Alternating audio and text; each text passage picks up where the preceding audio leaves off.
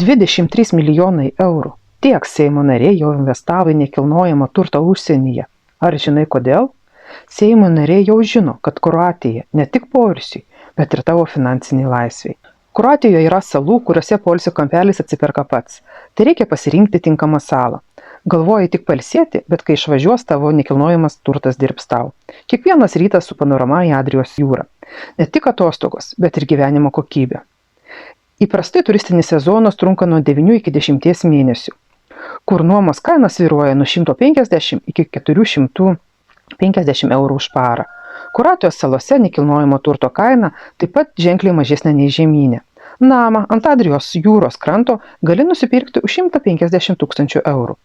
Įprastai Kroatijos salos turi istorinius senamiesčius, kuriuose net filmuojami filmai, serialai, vienas iš jų pasaulį sužavėję sostų karai. Kuo dar gali pasigirti Kroatijos salos?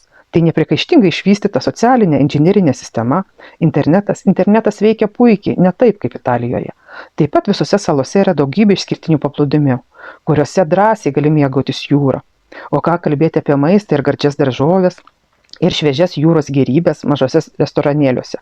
Kai kuriuose salose gaminami unikalūs vynai, renkami triumai, jūros gėrybės, kai turistai mėgaujasi vietinę gastronomiją ir vynu, tavo nekilnojamas turtas tampa pelninga investicija. Kroatijos salos dėl unikalios gamtos ir poilsio infrastruktūros siūlomų pramogų jau darosi vis patrauklesnės. Per pastaruosius 5 metus kainos paaugo 60%. O jei turi klausimų, parašyk man dabar. Parodysiu, ką gali turėti prie Adrijos jūros.